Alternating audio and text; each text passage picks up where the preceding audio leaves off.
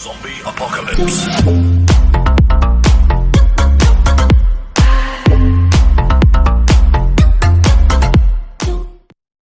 Yo, strap in, get some snacks, get something to drink. Make sure nobody's gonna interrupt you while watching this video, because this is about to be a weird story. So back in the day when I was just a little kid, I don't know how old I was, 7 or 8-ish, and I used to go and visit my uncle a lot. And every time I went there, I was just having fun, playing on the computer, watching TV, stuff like that. Because back then, there was no TikTok or Instagram, iPhone wasn't that popular. I mean, the hottest thing back then was a BlackBerry. Yeah, BlackBerry. I was also having too much fun gaming on those old Windows PCs, playing the most notorious game of all time, bring in the drums. 3D pinball. You know I don't gotta explain myself, but I'm getting off track. So I'm at my uncle's house, sitting in the living room, watching some cartoons probably, eating cookies with some lemonade, when my aunt called me for dinner, and I just didn't respond. I was too lazy even to get off the couch at that moment, so yeah, she kept calling me like 4 times. After that, all she could hear was just crickets.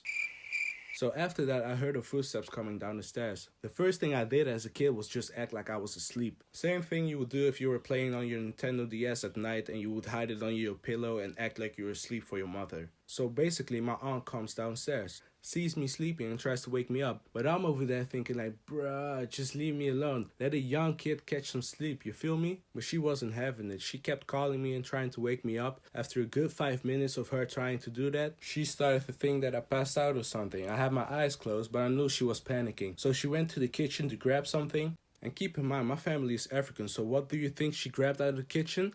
Let me know in the comments down below. So she grabbed something out of the kitchen, and you guys won't believe what she did to me. She started rubbing fucking garlic under my nose. Garlic. Why? Just why would you start doing that? First of all, I'm not a vampire. I'm pretty sure even with my eyes closed that my skin was still black and not pale looking.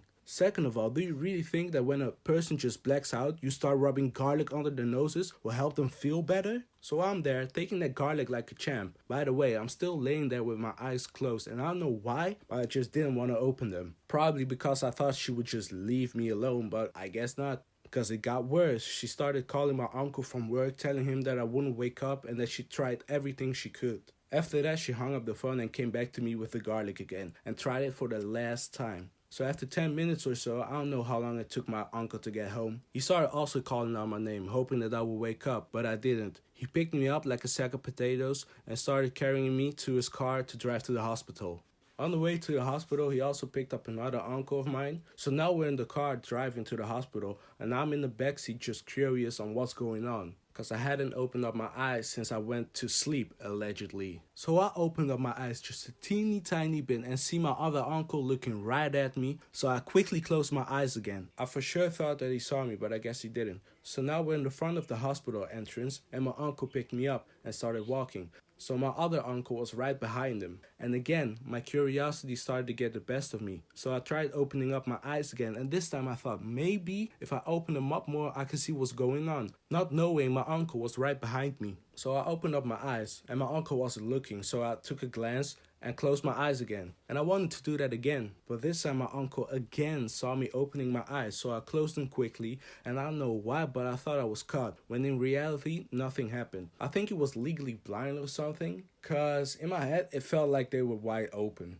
After, we just walked into the hospital, and I don't know what happened after that. Really, I just blacked out this time, I think. After that, we walked into the hospital, and I don't know what happened after that.